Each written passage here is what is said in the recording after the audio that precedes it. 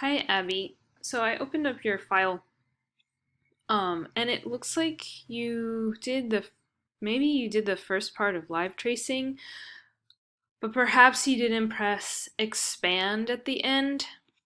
If you go to view outline, I could see that the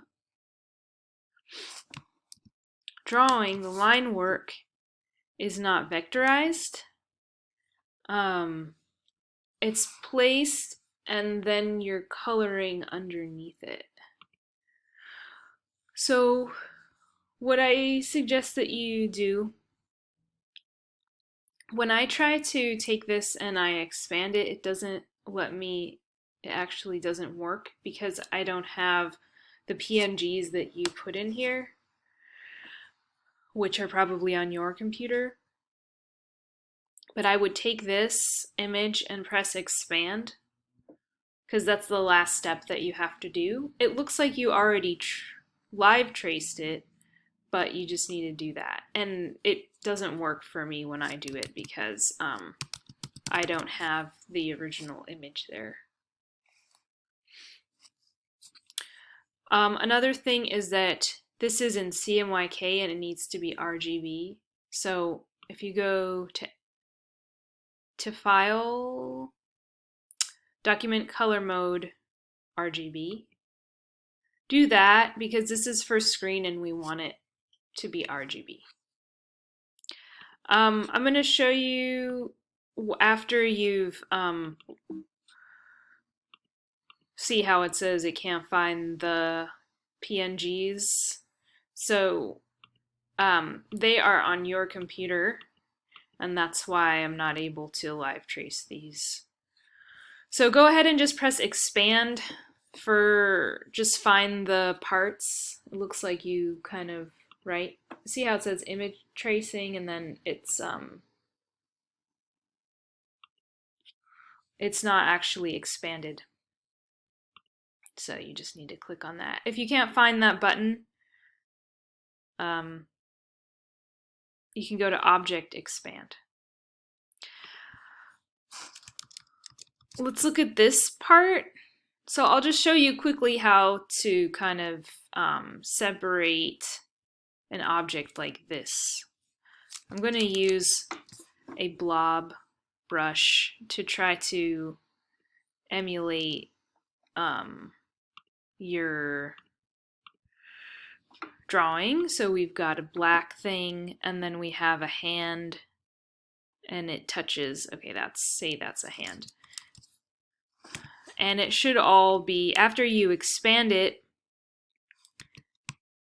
it should be all one object.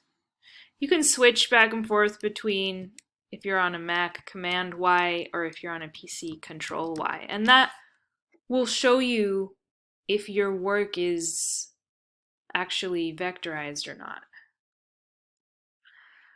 So I'm going to do something really simple to separate these.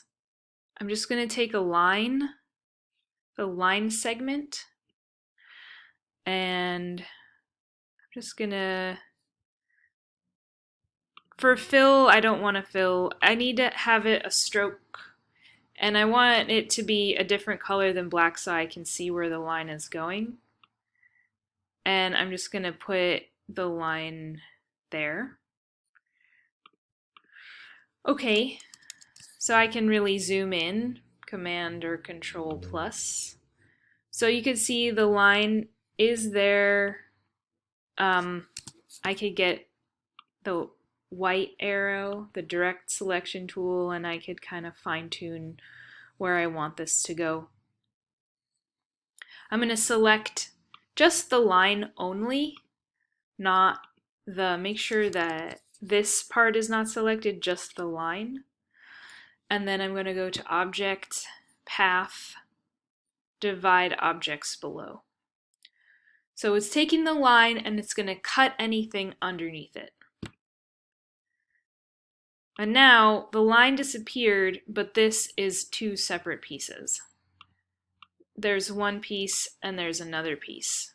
So this is the line of your spaceship that is over here. So you kind of need to take this part and you can move it up. And then for the hand, it might have done something weird to the hand, like chopped it off like that. And this is where you can use all the knowledge that you know now about the pen tool. We could take the direct selection tool, select this anchor point, and this anchor point just to kind of see what's going on. And I'm going to go into the pen tool, get the anchor point tool, which looks like this upside down V looking tool, and I'm just going to click and drag, and I'm kind of adjusting this anchor point so that it has handlebars on both sides, because it only has a handlebar on one side, which is why it's flat right there. So depending on what happens to your hand when you cut it, you can use the direct selection tool to just click on the anchor point and check out what's going on with the anchor point. You could use the anchor point tool to readjust the actual anchor point, and then you can go back to the direct selection tool, grab this handle, and change anything you need to change so that the finger is rounded. So that's what I would do. But it looks like I'm really proud of you. It looks like you're really using the pen tool to color this in Illustrator, which I think, it's out of your comfort zone, and not everybody's doing that because it's easier to just do things that you know how to do, and not try new things. So you're definitely trying new things. You're definitely using the knowledge that you learned about Illustrator to create these shapes that are fill shapes. So I'm proud of you for doing that. Keep doing that. That knowledge is helpful for you, and now you actually are creating something in Illustrator. Like, you've created all of these objects that are fills in Illustrator instead of just coloring it all in something that you know how to color in and then live tracing it. And why is it important to do it like this instead of the other way? Because it's so much easier to edit. What happens is when you live trace, especially colored stuff, it can get really, really complicated and create a million little objects, and then if you need to change the coloring later, it's a giant headache. But the way that you're doing it, your file is actually a lot cleaner. So say, you needed to adjust and make the hair a totally different color, it's a lot easier to do that now because you've created this cleanly in Illustrator inside the program. If I took this object, which is the hair color, and I say select the same fill color, it's going to select all the areas that have that pink. Now that it's selected, you could go in and say you want it to be a darker pink, or you wanted it to be, instead of pink, a yellow, for whatever reason, right? And now it's just so easy to do that, and there's not a million little tiny pieces that happen when you live trace. So I'm glad you're doing your work this way. It's new and it's weird, and that's okay, but you're actually learning something. You probably don't learn anything if you just live trace, click a button, expand, voila, right? It's kind of a slapped on solution instead of actually learning how to use Illustrator to color.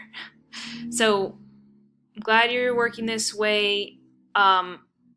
Another, once you get these, once you press expand for your line work, a really fast magic shortcut is to select everything and then use the shape builder tool. And then if this was an actual, see how it shows me the shapes that are grayed out. If this was also vectorized, which is not right now, then you could just click in there and whatever color this is would fill in there and it would become its own shape. So that's a fast way around what you're doing, but I think you should just keep doing what you're doing because you are practicing the pen tool and that is admirable, and so you should continue. And you did so much work already, right? All right, good. So I'll leave you there. Just make sure that you press expand for all of these, and then that can kind of help you with that area. And just work on the colors a little bit. You know, if you want to add like another color, it's not the end of the world. I think your color palette is so similar that, you know, if you wanted to add like one more color just to make it so that this is different, that wouldn't be horrible.